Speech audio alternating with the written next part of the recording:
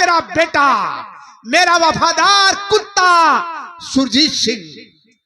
और कहा मैं, आशा कहां हो सकता है मैं आराम कि मैं तेरी बेटी से शादी करूं।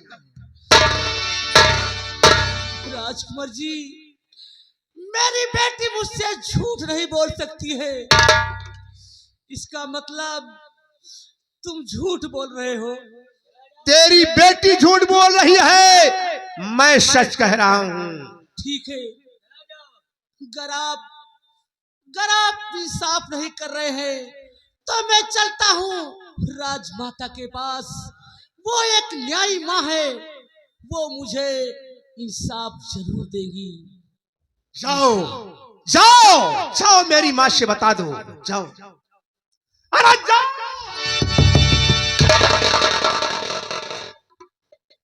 ज्यादा भैया बतिया सही है, गलत है। जरा तू सोच, मैं ये काम करता हूँ? अरे जा भैया, हम तो यह कर्म लायक है ये नहीं ना। भंडारी, इसके पीछे को देखो कहाँ जा रहा है। अच्छा हाँ, देखी जाए, नहीं तो घर पहुंच। ये बुढ़ा मेरी माँ के पास जा रहा है। अगर इसने माँ से बता दिया तो मेरी माँ एक न्यायी माँ है, वो नाना के साथ मेरी शादी करवा देगी। अगर मैं माँ की बात को नहीं मानता तो मेरी माँ मेरी फांसी भी करवा सकती है।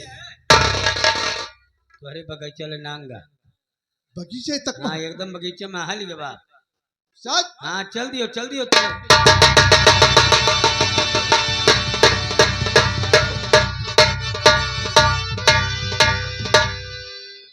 ठीक है, थोड़ी दूर और रह गया है।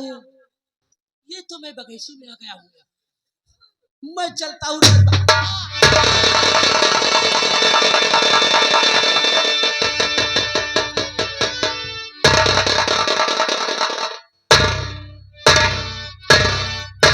हरामजादा बुढ़ा मेरी माँ के पास न्याय मांगने जा रहा था।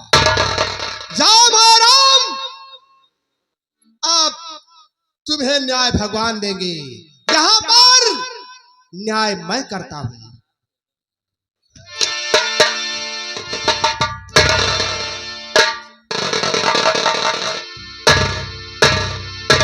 ध्यान दीजिएगा, इधर सेनापति सुरजीत सिंह भुजंगी लाल की तलाश में निकल चुके हैं। सुरजीत सिंह,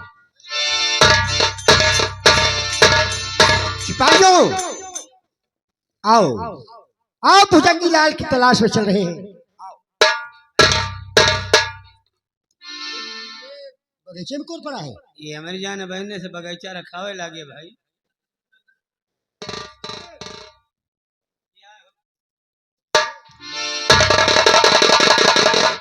ये तो मेरे पिताजी हैं।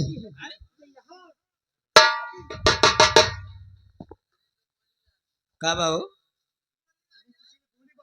अरे मरे दादा, अब कहूँ निगलिया निहारी रे दादा, परवई से मुँह चिरैया बोलती रही रे।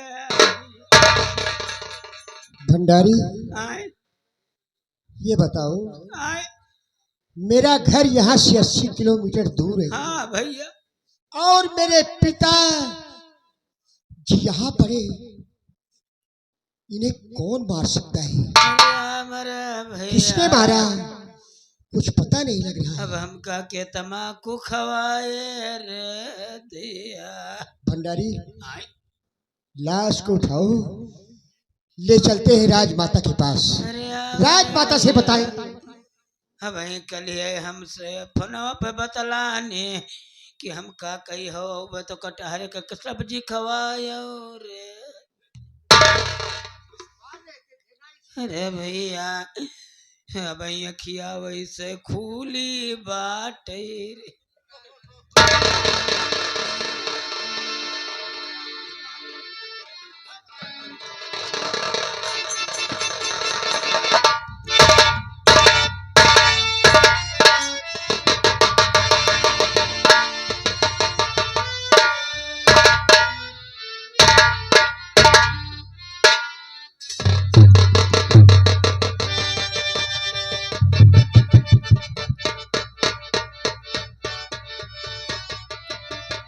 सुरजीत सिंह, ये लाश किसकी है?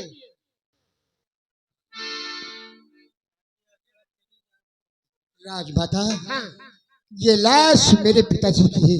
तुम्हारे पिताजी के हैं? जी इनका हाँ, कैसे हुआ? कुंवर जी, मैं भुजंगी लाल की तलाश में गया था।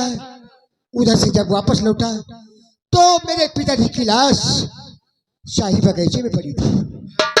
हाँ राजमाता। लेकिन सुरजीत सिंह, तुम्हारा गांव यहाँ से 80 किलोमीटर दूरी पर है। हाँ राजमाता, फिर इनका खून यहाँ कैसे हुआ? यही तो बात है। अच्छा ये बताओ, तुम्हारे घर में कौन कौन है? राजमाता, मेरे पिताजी थे और एक मेरी छोटी बहन जिसका नाम नैना है। सुरजीत सिंह, तुम ऐसा करो, तुम चले जाओ अपने गांव और गांव से अपनी बहन नैना को यहाँ लेकर आ जाओ। शायद उसने किसी काम के लिए तुम्हारे पिताजी को यहाँ भेजा हो आप सही कह रहे हैं और राजमाता। कातिल पीछा करते करते यहाँ तक आ गया। खून कर दिया हो। बिल्कुल सही कह रहे हैं राजमाता, मैं अभी जा रहा हूँ। माँ, अगर आपका आदेश हो माँ, तो नैना को लाने मैं चला जाऊं। सेनापति जी दरबार का कारभार देखें। नहीं बेटा, तू नहीं जाएगा, क्योंकि अभी मेरी नई नई बहू आई है रेशमा।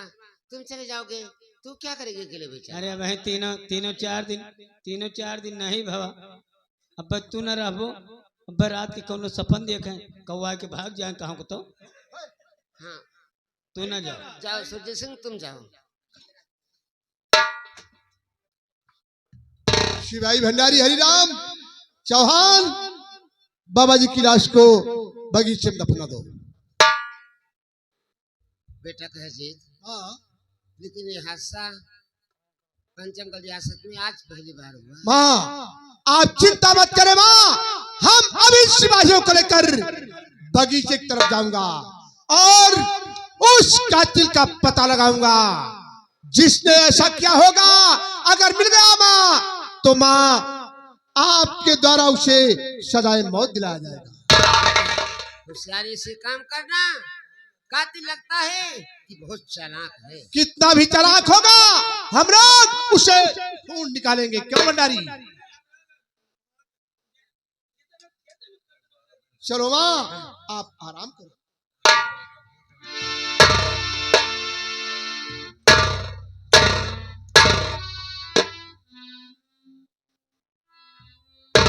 या भगवान, अब तो गजब होने जा रहा है। अगर नैना यहां आ गई तब तो सारा राज खुल जाएगा। मेरी मां नैना के साथ मेरी शादी करवा देगी और अगर इस बात को रेशमा जानेगी तो वो अपनी फांसी लगा लेगी। सुरजीत नैना को लाने जा रहा है।